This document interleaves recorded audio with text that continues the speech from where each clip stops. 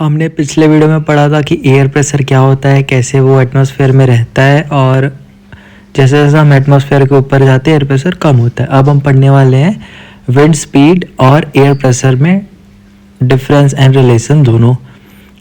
एक एग्जांपल से पहले समझते हैं।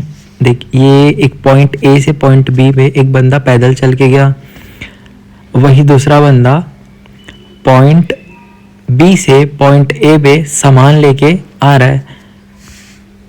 अब तेरे से एक क्वेश्चन है, दोनों में से किसको अपने बॉडी पे ज़्यादा एयर प्रेशर फील होगा, प्रेशर फील होगा। जाहिर सी बात है ऊपर वाले बंदे पे कम एयर प्रेशर फील होगा, क्योंकि नीचे वाले बंदे को मतलब भारी सामान लेके उसको नीचे आना पड़ रहा है। नीचे वाला बंदा वजन कैरी कर रहा था तो उसे अपनी स्पीड भी कम करनी पड़ेगी, क्योंकि उसके पास भारी वजन था, इसलिए उसको अपनी स्पीड कम करनी पड़ेगी। एयर पे भी सेम चीज़ लागू होती है। जब एयर बहुत ही स्पीड से चलता है तो उसका जो प्रेशर एक्सटेड होता है वो धीरे हो जाता है। इसे दूसरे एग्जांपल से समझते हैं। ये एक आदमी एक पेपर को फूंक मार रहा है, मतलब लंबे से पेपर को फूंक मार रहा है। इसके फूंक मारने से क्या होगा, हवा स्पीड से चलेगी। इसके फूंक मारने से इससे क्या होगा, पेपर पे कम एयर प्रेशर लगेगा तो पेपर हवा में उठ जाएगा। अब समझ गई कि जितनी स्पीड से अगर एयर चले तो एयर का प्रेशर कम हो जाता है, मतलब एयर।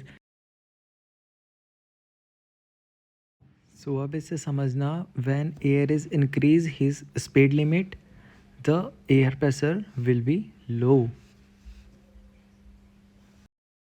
विंड की बढ़ी हुई स्पीड एयर प्रेशर को कम कर देती है।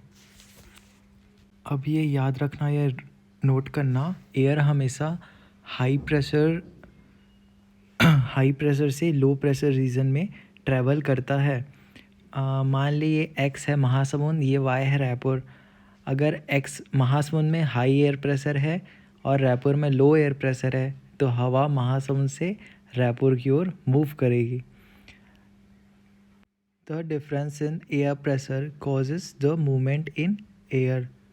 अब हवा की स्पीड कैसे डिसाइड होती है, हवा की स्पीड हमेशा जहाँ एयर प्रेशर में फास्ट मतलब डिफरेंस आता है वहाँ हवा की स्पीड बढ़ जाती है, जहाँ कम डिफरेंस आता है वहाँ हवा की स्पीड धीमी रहती है। अब समझ गई अपन क्या क्या पढ़े। High speed winds reduces air pressure and high air pressure हमेशा ट्रैवल करता है लो एयर प्रेशर की तरफ।